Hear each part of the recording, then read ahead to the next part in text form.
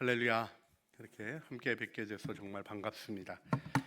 예, 저는 훨씬 더 오래됐는데 우리 찬양 인도하시는 전도사님이 인사하니까 잘 받아주고 제가 하니까 안 받아주고 제가 막 삐질라 그러지만 이 마음이 주께로부터 온 것이 아니기에 여러분과 함께 행복하게 말씀 나누려고 합니다. 오늘은 가정을 구원하라라는 제목인데요. 핵심은 그거예요. 하나님이 우리를 구원하실 때 한 사람, 한 인물의 영적인 각성과 회개를 통하여 구원의 일을 이루시는데 그 일이 한 사람 안에 머물지 않고 가정이 되게 하셨다라는 부분을 우리가 좀 보자는 겁니다. 근데 이 일이 왜 중요한가? 그 부분도 오늘 좀 함께 여러분과 좀 나누는 시간을 잠깐 가지려고 합니다. 사실 우리가 이 가정이라는 것은 하나님이 창조 시에 인류의 타락 이전에 하나님의 디자인으로 만들어진 것임을 우리가 기억해야 됩니다. 여러분이 알고 있는 모든 인간의 조직은 타락한 이후에 만들어졌습니다. 여러분, 교회가 우선합니까? 가정이 우선합니까? 우리 창조교회 교인이면 정확히 대답을 해야 되죠. 가정이 우선합니다. 우리 가족 먼저 하고 우리 가족 일 먼저 하고 이런 의미가 아닙니다. 가정이 보다 더 근본적인 공동체라는 것이죠. 그래서 하나님을 믿고 알아가는 일에 있어서 가정 기반이 너무 중요하다는 것입니다. 요즘 이 일이 좀 더 많이 깨어져 있는 시대를 살아갑니다. 우리가 이제 대가족으로 살고 있을 때는 훨씬 더 많은 가족 안에 관계들의 다양성이 있었죠. 하지만 여러분들은 뭐 거의 그렇죠? 형제들도 별로 없고 그렇죠? 예, 제가 이렇게 보니까 고독히 자라나신 분도 꽤나 많으시고 좀 많은 집도 이렇게 뵙니다만은 그래도 옛날 가족들 생각하면 훨씬 적은 관계 가운데 살아가기 때문에 우리가 관계를 연습하고 훈련할 기회를 별로 가지지 못했다는 것을 생각해야 돼요.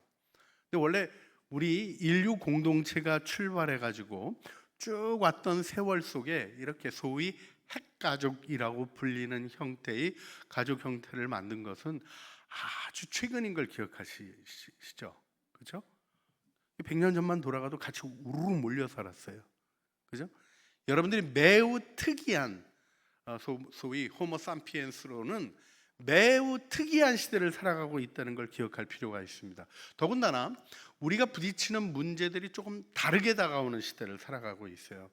그래서 우리가 가정이라는 것이 무엇이며 하나님이 왜 이 디자인을 주셨는가 하는 것을 이해하는 것이 굉장히 중요합니다. 그러니까 가정이라는 곳에 하나님이 하나님을 아는 지식을 두었죠. 그래서 남자와 여자를 창조하셨다는 얘기에 그 첼렘 아도나이 하나님의 형상이라는 말이 우리 창세기 1장 27절 28절의 구조 속에서는 바로 남성과 여성이 하나님의 형상입니다. 무슨 얘기냐면 남성은 여성을 통하여 하나님을 배워가게 하시고 여성은 남성을 통하여 하나님을 배워가게 하신 가정이 있다는 것이죠. 부모님과 자녀의 관계 속에서 하나님을 경외하는 법을 배우고 하나님의 사랑을 깨달아가는 은혜가 있게 하신 것이 가정인 것이죠. 그래서 가정에서 우리는 신앙의 기초를 이해하고 가정에서 우리가 누구이며 우리가 어떤 존재인가의 실제를 보며 성장하도록 되어 있는 것이죠. 그런데 요즘은 여러분들이 그런 반추 기능을 가질 수 있는 가족적인 만남이 굉장히 어려운 시대를 살아가죠. 가족들이랑 얘기하기도 어렵고 이게 집인지 하숙소인지 뭐 별로 구분이 안 가니까 차라리 나가 사는 게 편하겠다 이런 생각까지 하시고 독립하신 분들도 여기도 계신 것 같습니다. 뭐 제가 비난하거나 정죄하고 싶지 않습니다. 근데 중요하게 기억하셔야 될 게 있어요. 나를 보는 생각을 나 자신으로만 하게 되다 보면 우리가 분명한 한계를 가지게 되는 거죠. 오늘 본문의 말씀을 보면요, 세상 사람들과는 다른 사도 바울이 나옵니다. 그럼 바울의 생각과 태도는 일반적이지 않아요. 보편화할 수 없어요. 그런데 그것이 구원의 길로 이야기되고 있습니다. 바울은 귀신 들린 여종 보고 굉장히 긍휼히 여기죠. 그렇죠? 근데 그 여종이 귀신 들려가지고요, 주인에게 돈을 많이 벌어주는 사람이에요. 귀신 쫓아내면 재정적인 손실이 있겠습니까? 없겠습니까?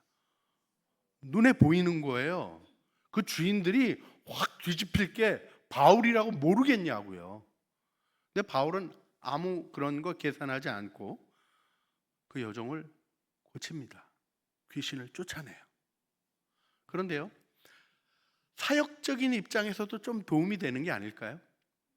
여러분, 바울이 전도하러 이제 지금 이게 기도처로 가고 있어요. 기도처. 그러니까 그 우리 지금 마게도냐 지역으로 옮겨갔잖아요. 소아시 지금 우리 16장이 이제 바울이 소아시아 지역에서 전도하다가 예수의 영이 맞고 무시아에서도 맞고 그래서 복음이 전해지지 않는 가운데 고민하고 있을 때 마게도냐 사람의 환상을 보죠. 일리 와서 우리를 도우라 하는 환상을 보고 하나님이 우리를 이제 유럽 지역으로 옮기시는가 보다 그러고 지금 있는 터키 지역에서 소위 마게도냐 지역, 그러니까 발칸 반도 뭐 이쪽에 있는 지역으로 아래쪽으로 해서 그 그리스 있는 쪽으로 넘어간 거예요. 거기 가서 복음을 전하고 있는데 지금 거기는 유대인의 회당이 없습니다. 왜냐하면 유대인들이 퍼져 사는 곳이 매우 약한 지역이기 때문에. 소아시아 지역에는 오랫동안 유대인 공동체가 로마를 위해서 했던 일도 있어서 바울과 같이 다섯 사람들은 시민권도 얻고 하는 역사적인 삶의 흔적들이 좀 길게 있지만 마게도냐 지역은 없었어요. 그래서 기도처를 찾아갔던 겁니다. 그러니까 회당은 없고 유대인들이 있어서 기도하는 곳이 있어서 거기를 찾아가서 복음을 전하는데, 그 가는 동안에 이 귀신 들린 여종이 따라오면서 뭐라 그러는 거예요? 이 사람은 하나님의 사람이다. 이 사람이 구원의 도를 얘기한다. 자, 이게 전도하는 데 도움이 될까요? 안 될까요? 그것도 용한 점쟁이가.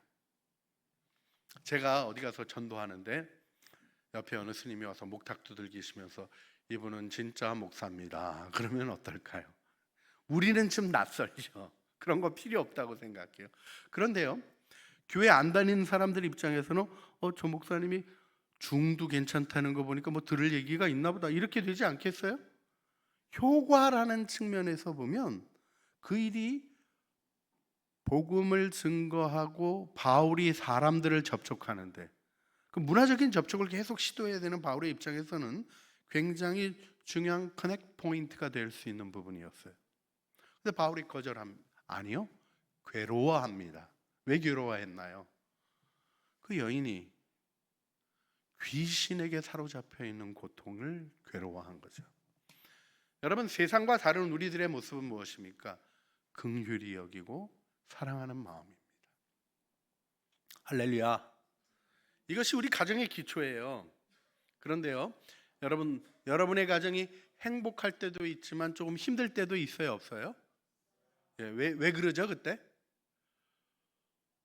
보통 의견 대립이 있고 생각이 나뉘어질 때 겸손하게 존중하고 사랑하는 마음이 아니라 잘못을 지적하고 내 탓이다 얘기하고 내가 맞냐 싸우기 시작하면서 가정에 어려움이 오는 거죠. 이게 복음의 길이 아닌 거예요. 우리 복음의 길은 뭡니까? 문제를 보면 똑바로 해, 그렇게 하면 안 돼. 여러분이 비록 그런 오랜 핍박 속에 자라왔다 할지라도, 우리 부모님들도 길을 모르시니까 그렇게밖에 할 수 없는 망가진 꺾어진 날개를 가지고 있는 새둥지를 지키고 계신 분들이었다는 사실을 인지하면서도 우리가 어떻게 해야 됩니까?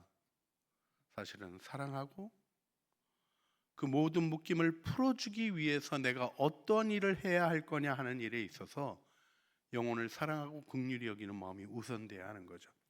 여러분, 그게 우선될 때 지금 소위 여러분이 겪었던 가정의 어려움이 지속될까요? 다 끝나요.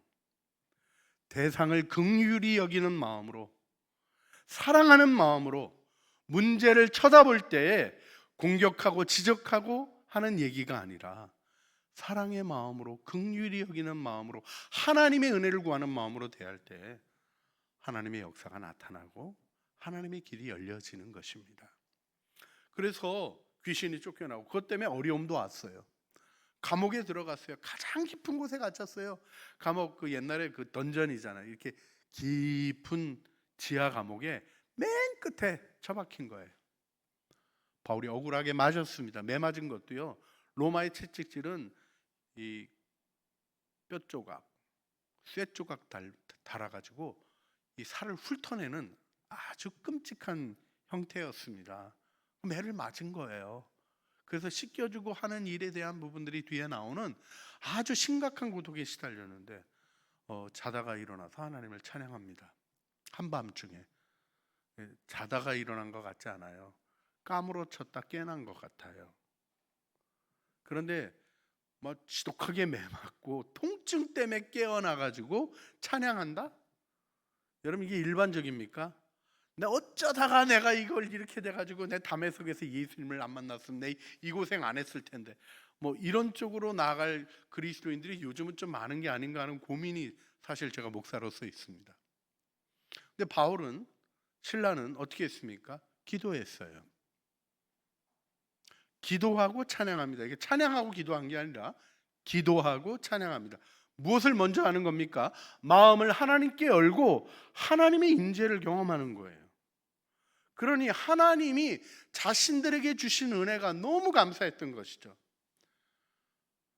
하나님의 역사가 감사했고 예수의 이름으로 고난받는 것도 감사했고, 그래가지고 찬양을 했어요. 여러분, 밤늦게 찬양하는 걸 자제해야죠.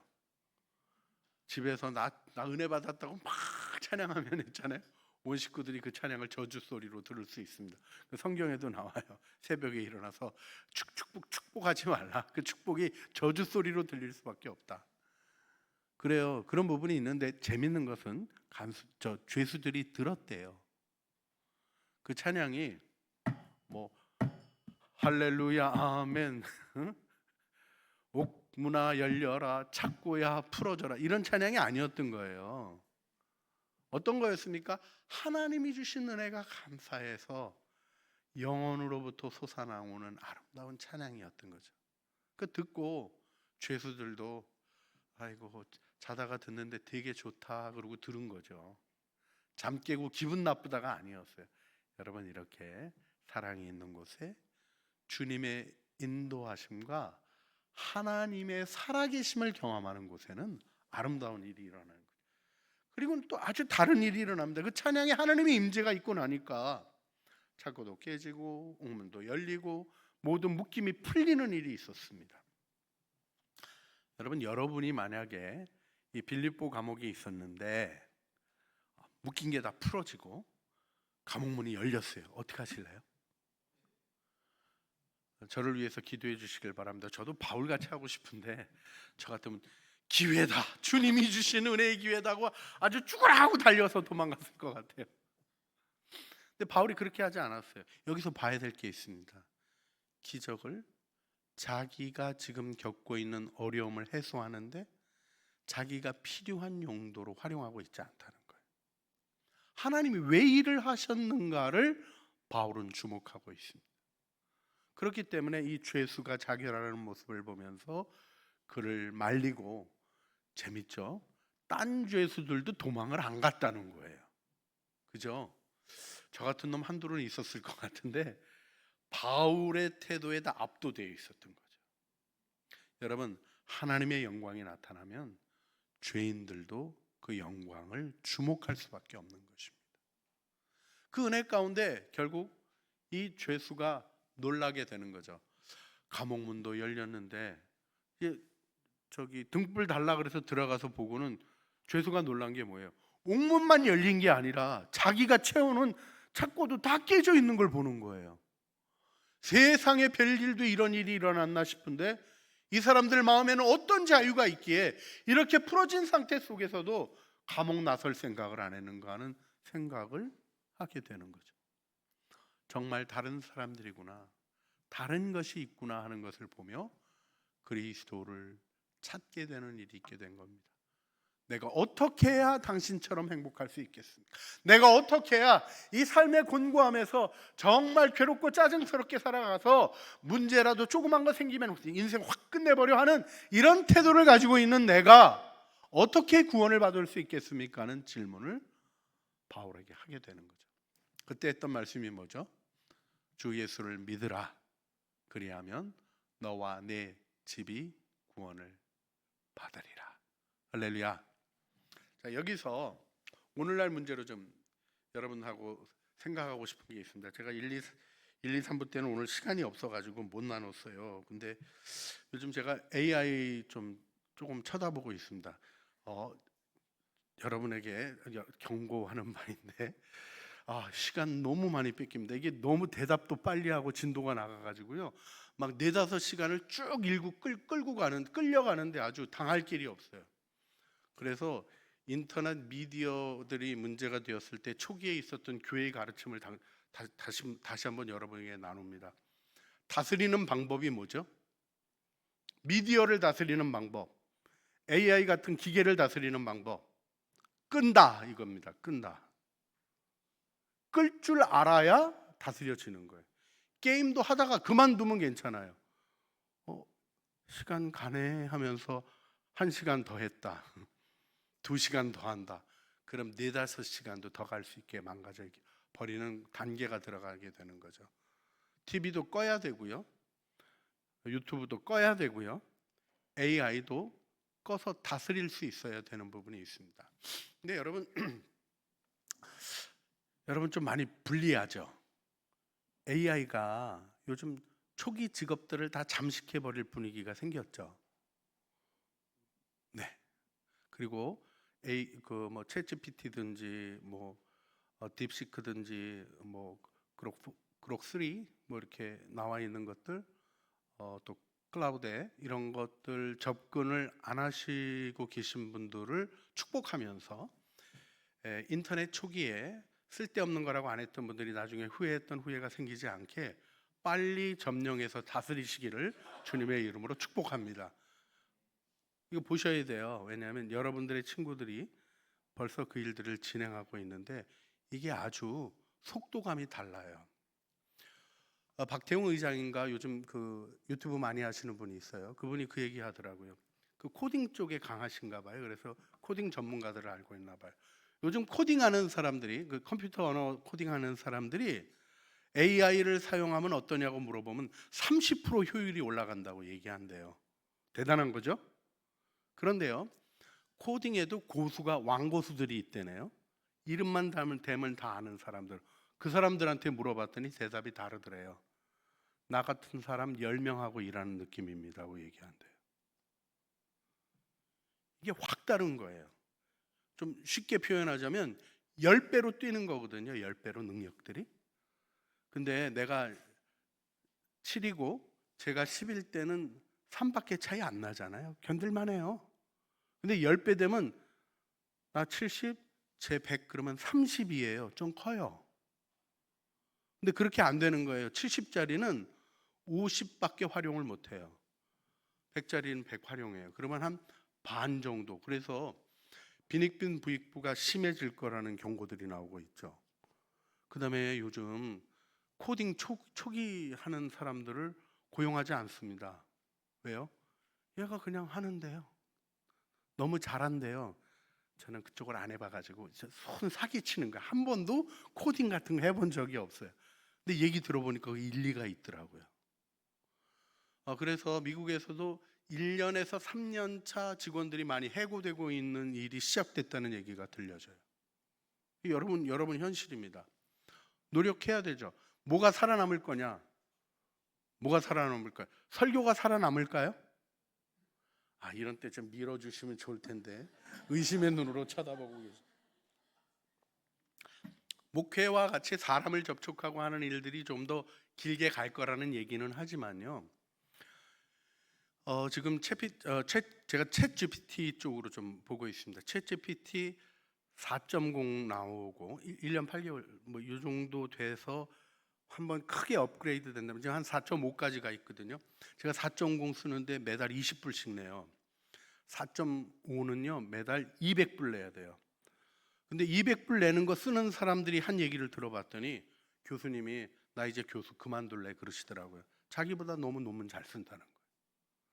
얘가 공부를 많이 했어요. 내가 박태웅 의장한테 들을 때는 5조 토큰, 제가 그때는 토큰도 제대로 이해 못해서 책을 그렇게 읽었다는 건가? 그리고 생각해 보니까 책이 우리나라 전 세계 5조 가치만큼 없어요. 책이 제일 많은 도서관이 미 국회의회 도서관인데 6천만 권이 있습니다. 5조 어림도 없죠. 뭐 그렇죠? 근데요, 그 토큰이라는 게 이제 단어, 점, 물음표 이런 모든 것들을 포함하고 있는 의미 구성하는 개체를 얘기하는데 그거를 얘가 5조 공부했다는 거예요. 5조. 대단한 거죠. 그래서 제가 챗GPT한테 다시 또 물어봤어요. 요즘 너 공부 많이 했다 그러는데 토큰 몇 개 공부했니? 그랬더니 그 박태웅 의장이 그런 거 얘기할 때가 올 초에 뭐 1, 2월이었거든요. 지금은 12조 했대요, 자기가 대답이. 물어보니까 별걸 다 대답을 하더라고요. 그런데요, 여러분 이런 시대가 뭘 말하는지 아세요? 옛날에는 정보가 어디 있는가 아는 게 중요했어요. 인터넷 검색 전에는요, 그 책이 어디에 있다 이게 굉장히 중요했어요. 저도 장로의 신학대기라는 신비로운 도서관, 있을 것 같으면서도 없고 없을 것 같으면서도 있는 특이한 도서관에서 공부를 했는데 그거 거기 있어 얘기하는 통에 친구들과 후배들의 존경을 한 몸에 받았던 적이 있나 없나 기억이 잘 안 나지만 뭐 비슷한 적이 있었던 것 같아요. 근데 그런 거 의미 없어요. 이제 여러분 인터넷 검색하면 나옵니다. 근데 이제는 어떻게 됩니까? 정리된 게 나옵니다. 그래서 여러분의 삶이 달라지고 있는 거. 이제는 물어보면 대답을 해요. 세상에 신앙적인 것도 대답을 잘하는 거 아세요? 좀 어려움이 있어서 제가 이런 거 저런 거 한번 물어봤던 적이 있어요. 그때부터 이제 저도 챗GPT 썼거든요. 그랬더니 쫙 하더니 마지막이 너무 재밌었어요. 교인들에게 기도를 부탁하고 영적 지원을 받으세요. 근데 속지 말아야 될 게 있습니다. 챗GPT가 신앙이 있나요? 없어요. 걔는 뭐를 얘기하는 거죠? 많은 패턴들을 공부한 거예요. 그래서 교회에서 잘 통할 패턴과 목사에게 필요한 대답이 뭔지를 아는 거예요, 얘가. 그래서 소위 그 할루시네이션이라고 표현하는 거짓말 비슷한 망상을 얘가 좀 하는 게 있습니다. 그게 우리한테도 있는 거여서 그것 자체를 문제라고 얘기할 수는 없어요. 그게 있기 때문에 창의적인 생각을 하는 거거든요. 그런데 얘는 정말 자기 존재로부터 나오는 창의를 하는 애가 아니라 패턴 공부를 많이 해서 많은 사람들에게 익숙하게 적용될 수 있는 패턴을 만드는 거죠. 그래가지고 얘가 이제 그 강화 학습을 하면 조금 달라지는 거예요. 강화 학습이라는 게 뭐냐면 보상을 해주는 거예요. 이게 보상이 우리가 생각하는 거 다릅니다. 우리들에게 있어서의 보상은 의미 있는 일인데 얘에게서의 보상은 플러스 2를 받는 거예요. 그걸로 강화 학습을 쭉 하다 보니까 목표 위주로만 쭉 움직이는 거죠. 좀 심각한 일이 일어났던 게 드론으로 미사일 기지 공격하는데 마지막 순간에 이것이 사람들이 민간 시설인지 미사일 기지인지 판단하는 그거 얘가 실수할까 봐 사람 하나 따라가 있는 조종사가 그 일을 하도록 했어요. 그리고 강화 학습을 시켰어요. 빨리 피해를 최소화하고 공격을 빨리 하게 하는 일. 그래서 가장 얘가 문제가 되는 원인을 제거해 버려요. 조종사를 쏩니다. 그 판단이 느려지는 것 때문에 자기가 파괴될 위험이 있으니까. 그래서 이제 또 점수를 따르게 줬죠. 아군에게 공격하면 마이너스. 그래서 보상을 다르게 주는 일을 했어요. 어떻게 했냐? 레이더를 깨부셨어요. 제가 드리고 싶은 말씀이 뭐냐면 챗GPT, AI 다 인간이 만든 겁니다. 인간의 죄성이 고스란히 들어가 있어요. 목표 위주로 정신없게 보내고 삶을 휘둘리게 하는 것들이 점점 여러분의 삶을 잠식할 때가 되어집니다. 예, 전에보다 얼마나 편한지 몰라요. 저도 이거 공부하다가 옛날에 생각 안 나는 거 있어서 인터넷에 물어보면요, 저 전문 분야는 대답을 못 해줘요. 대답을 뭐 이그나티우스 안디옥의 감독이 저 편지 쓸 때 필경사가 누구였냐 이런 거 물으면 대답을 안 해줘. 챗GPT 딱 물어보면 이름 나오고 그 서신 나오고 정리가 팍팍 돼요.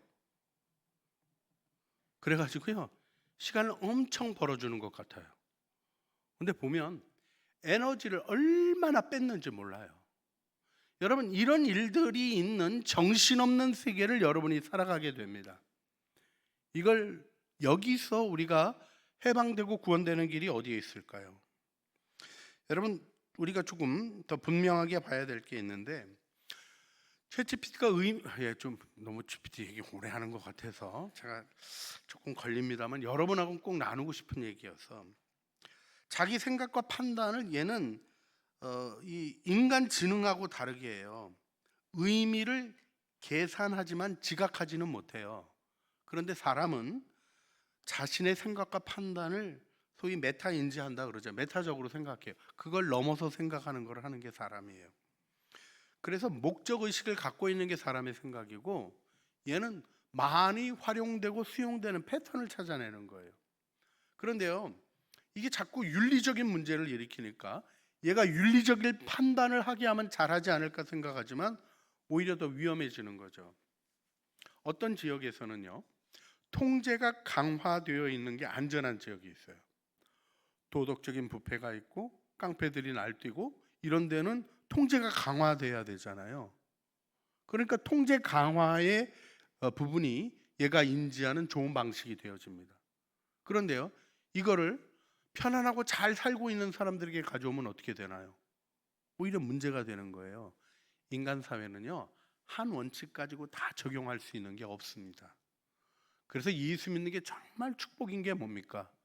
머리를 아시고 모든 것을 아시는 주님의 인도하심을 받는 거죠. 주님께 묻고 주님과 대화하며 나의 생각이 무엇인지 반추하고 주님이 원하시는 것이 무엇인지 알아가는 그 과정이 우리의 삶에 필요합니다. 그렇습니다. 여러분은 묵상과 기도라는 이 시대를 살아갈 수 있는 가장 강력한 도구를 가지고 계셔요. 그걸 못하게 하려고 사단이 그래서 끊임없이 공격하고, 동서남북 잘 알고 있다가 내비게이션 따라하면서 다 잊어버리게 되는 것 같이, 그리고 걔만 의존하게 되는 것 같이 우리를 종속시키려는 사단의 계략이 있는 걸 기억하셔야 돼요. 그런데 여러분, 이 일이 혼자만으로 될까요? 여러분의 구역이 중요합니다. 우리 소그룹 모임이 중요해요. 그렇죠? 다 여러분들이 함께하는 그 모임이 중요해요. 근데 더 중요한 모임이 있습니다. 일주일에 한 번씩 하는 거 말고요, 매일 만나는 가정에서 여러분들이 신앙을 나누고 마음을 열 수 있는 기회를 가져가는 것이 너무 중요한 시기라는 것을 다시 한번 강조하지 않을 수 없어요. 챗GPT가 정말 못하는 거, AI가 진짜 못하는 게 뭘까요? 걔는 회개할 줄 모릅니다. 자기가 잘못했다는 걸 인정을 못해요. 모르는 거 물어봐도 아는 척해요. 이런 일들 속에서 일어나는 오류들을 우리가 스스로 깨달을 수 없는 시대로 접어들어가고 있습니다. 누구만 알 수 있나요? 회개해본 사람만 회개할 줄 알고요, 회개해본 사람만 진리의 기준이 무엇인지 바로 알게 됩니다. 여기서 하나님이 왜 우리를 가정이라는 제도 안에 구원하셨는가 하는 뜻이 더 분명히 드러나는 거예요. 시대가 바뀌고 이제는 안드로이드 안에 집어넣어가지고 공간 인지까지 해가지고 얘가 더 똑똑해질 분위기예요. 그런 시대가 돼도요, 여러분, 기계는 기계고요, 프로그램은 프로그램이고 우리가 주인입니다. 그건 누가 할 수 있는 일이에요. 똑똑한 놈이 있어도 똑똑한 하인으로 부릴 수 있는 것은 창조주의 형상대로 지음받은 자의식이 있는 사람이 할 수 있는 일입니다. 하나님이 여러분을 지으셨고, 여러분은 그런 정보 판단, 자료 모으는 것, 기억하는 거에 의해서 판단될 수 없는 하나님의 유일한 피조물인 거죠. 여기서 우리가 가정의 구원을 얘기하시는 하나님의 뜻을 깨달아야 합니다. 그래서 가정을 회복해야 되는 것이죠. 이때 우리가 바울이 복음을 전하며 중요하게 보여줬던 마지막 그림을 기억했으면 좋겠어요. 지금 바울이 복음을 전하면서 재밌게도 주 예수를 믿으라, 그리하면 너와 내 집이 구원을 받으리라 하고는 그 사람한테만 복음을 전한 게 아니라 그 집의 모든 식구에게 주의 말씀을 전했다, 이렇게 오늘 본문에 나오고 있어요. 그리고 그분들이 다 함께 예수님을 믿게 되는 은혜의 문을 하나님이 활짝 열어주신 거예요. 여러분, 예수 믿은 게 은혜인지 아시죠? 할렐루야. 내가 잘 선택해서 믿었다 이렇게 착각하시는 분 없죠? 주님이 우리를 믿도록 설득하셨고요. 믿는 가정에 태어나서 저는 거의 안 믿으면 죽을 똥살똥하는 분위기에서 예수 믿었어요. 근데 그게 얼마나 감사한지 몰라요. 그래서 그 은혜 속에 하나님을 알게 하시고 믿고 따름으로 알아가는 은혜, 따져보고 만나 틀리냐 하는 이 세상의 방식으로는 도저히 접근할 수 없었던 십자가의 구원의 은혜를 우리가 경험하게 되었잖아요. 그 은혜를 하나님이 우리 가족들에게도 열어주시는 겁니다. 여러분, 그 믿음을 가지고 여러분의 가족을 구원하십시오. 그 다음에 또 여러분이 기억하셔야 될 게 있습니다. 그 믿음의 가정을 세우십시오. 이 기도가 여러분 안에 있어야 됩니다. 이 기도 속에 하나님이 주시는 여러분의 미래의 비전이 있는 것입니다. 점점 기계가 우리의 일을 많이 대처한다 그래요. 그래서 그런지 우리가 너무 애를 덜 낳더라고요. 근데 우리 교회는 좀 낳고 있습니다. 애 낳고 살아가는 우리들이 이 세상을 다스리고 세워갈 존재들이라고 굳게 믿습니다. 그러니까요, 무조건 경건한 우리들이 애를 많이 낳아야 되는 거예요. 아무도 동의 안 하고. 어쨌든 우리 큰 며느리 넷째 이제 5월달에 낳습니다. 할렐루야. 좀 퍼져갔으면 좋겠다 싶어요. 이제 넷 낳는 집들도 있고. 우리 어렸을 때는 뭐 5, 6 막 이렇게 낳잖아요. 근데요, 또 생각해 볼 게 있어요. 여러분, 옛날에는 많이 죽었어요. 그래서 많이 안 남았어요. 그래서 더 많이 난 것도 있어요. 여러분, 우리들이 이런 전체적인 것들을 생각하며 공동체를 형성하는 일에 대한 중요한 소망을 놓지 마셔야 돼요. 이때 바울이 세례를 베풀어요. 근데 이 세례를 베풀기 전에 뭐를 하냐 하면 자기 몸을 씻어주는 사랑의 섬김을 받습니다. 여러분, 이 사랑의 섬김이 황제 오셨습니까? 하는 게 아니라 죄수로 매맞은 사람 치료해 주는 섬김을 받는 거예요. 이게 낮은 자리라는 걸 기억하셔야 돼요. 여러분, 복음은 나는 아는데 너는 모르니까 나한테 배워, 이런 폭력적인 걸로 이루어지는 게 아닙니다. 여러분, 예수 많이 믿고 오랫동안 신앙생활을 해도 성경 읽고 잘 모르는 거 있어요, 없어요? 있어요. 그걸 꺼내는 게 신앙입니다. 나 잘 이해가 되지 않아요 할 때 같이 얘기를 듣게 됩니다. 어떤 때는 막 내가 모르는 거에 대해서 막 누가 설명해 주면 막 내 모르는 게 무시당하는 것 같은 느낌도 들고 쭈그러지는 것 같은 느낌도 들어요. 근데 여러분, 그 느낌에 여러분을 버려두면 안 돼요. 마음을 열고 그를 통하여 주님은 나에게 무엇을 말씀하시는가 들으실 수 있어야 돼요.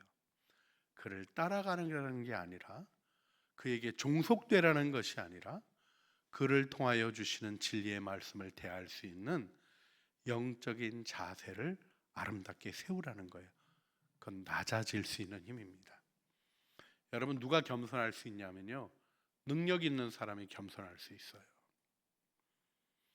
별로 실력 없는 회사원은요, 들어가는데 입구에서 관리하시는 분이 이런저런 얘기하면 내가 누군 줄 아라고 화를 내요. 그런데요, 회장님은 처음 온 직원이 몰라봐도 그러려니 하고 그냥 지나가요. 그것 때문에 문제되지 않아요. 여러분, 존귀함은 어디로부터 오는 것입니까? 하나님의 아들이 여러분을 위하여 죽으셨다는 복음 안에 있는 거예요. 어떤 것으로도 대체할 수 없는 영광이 여러분 안에 있는 것입니다. 그래서 우리는 낮아질 수 있습니다. 모른다고 얘기할 수 있습니다. 실수했다고 고백할 수 있습니다. 때로는 넘어졌어요 하는 고백을 할 수 있습니다. 왜요? 아버지가 우리를 붙들고 다시 세워주시기 때문이죠. 여러분, 이 믿음 속에 아름다운 가정들을 세워가시는 우리 이음 공동체가 되시기를 주님의 이름으로 축복합니다. 우리 옆에 있는 분한테 그렇게 인사하시겠어요? 하나님의 어린아이로 행복하세요. 예, 우리가 하나님의 가족입니다. 할렐루야. 제가 여러분 부모님 또래쯤 되나요? 네, 그런 것 같아요. 근데 저도 하나님 아버지, 여러분도 하나님 아버지, 그죠? 여러분이 제 자녀들 또래면 여러분이 하나님 아버지 그럼 나는 하나님 형님 그래야 되는 거 아니에요? 다 아버지. 이 얘기가 가르쳐주는 중요한 비밀이 있습니다. 우리 주님 앞에 함께 새롭게 되는 시대가 올 거예요. 저는 우리 주님이 다시 오시는 그날에 뭐 AI 같은 거는 비교도 안 되는 하나님이 창조하신 뇌가 제대로 돌아가리라고 확신하고 있습니다. 할렐루야. 상상해 보세요. 여러분, 제가 우리 어머니가 피아노 가르치다가 실패했거든요. 이게 손이 안 풀려요. 한 옹 쳐도 안 돼요. 그런데 그날에는 풀릴 줄 믿습니다.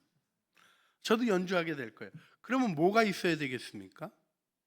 연주의 의지가 있어야 되고 내 안에 곡의 아름다움을 사랑하는 마음이 있어야 되는 거예요.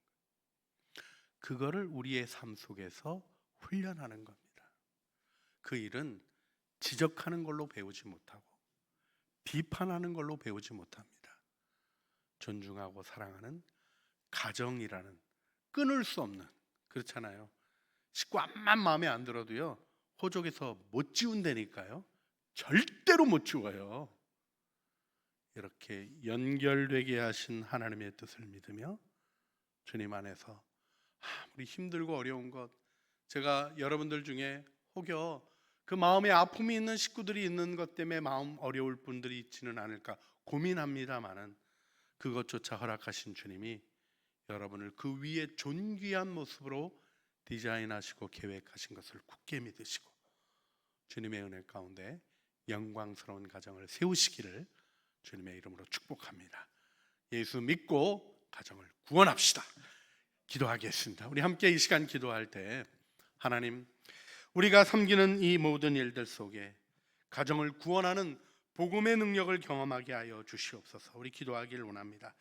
하나님이 계획하신 구원의 현장, 우리가 자라가는 배움의 현장, 성령을 경험하며 진실한 하나님의 능력을 경험하는 우리 가정 먼저 회복되어지게 하여 주시고 진정한 섬김과 겸손으로 우리 가정 세상을 향한 하나님의 증거가 되게 하여 주시고 주님, 제게 이 가정을 허락하여 주시고 이 가정을 세워갈 수 있도록 내 미래를 주님의 손으로 이끄시고 축복하여 주시옵소서. 주님, 나에게 하나님이 계획하신 아름다운 가정을 허락하여 주시고 그 영광을 누리게 하여 주시옵소서. 우리 주여 한번 소원을 가지고 부르짖어 기도하시겠습니다.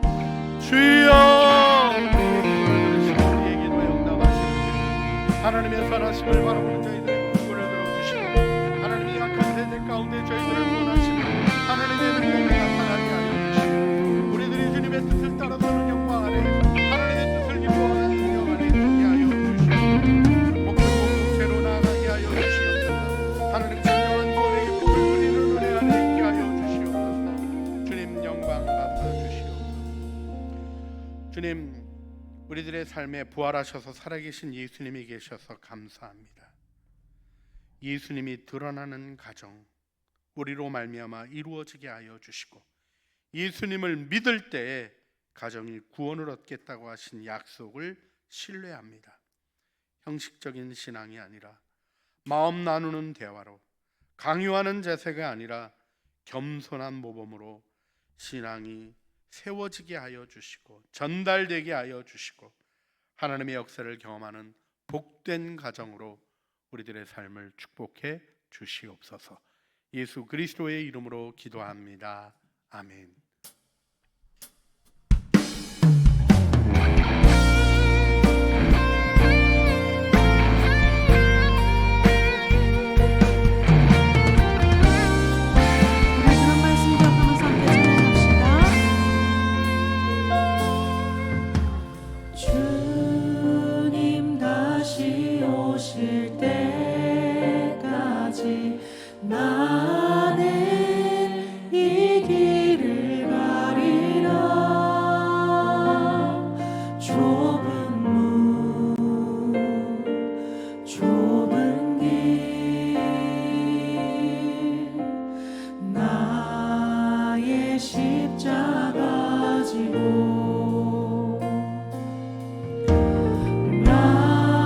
나의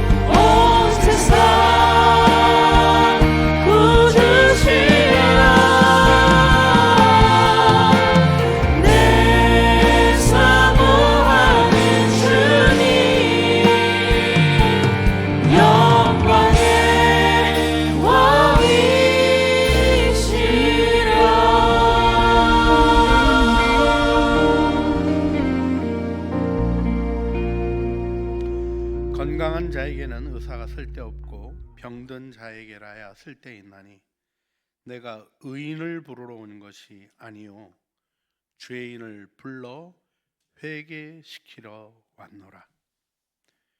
이제는 우리 주 예수 그리스도의 은혜와 아버지 하나님의 사랑과 성령 하나님의 교통하심이 격변하는 시대를 살아가야 할 우리 사랑하는 이음 공동체 사랑하는 식구들의 머리 위에와 주님을 바라보며 세상과는 다른 걸음으로 세상의 모든 것을 다스리게 하신 하나님의 통치의 영광 안에 서는 모든 진실한 노력들 위해 주님 앞에 기도하고 회개하며 말씀을 붙잡고 진리의 길을 걸어가는 모든 진실한 노력들 속에 하나님이 축복하신 가정을 세워가는 아름다운 영광들이 이루어지도록 도우시는 은혜의 손길을 붙잡는 그 모든 진실한 믿음의 행위들 위해 우리 주 예수 그리스도의 나라의 위대한 전진과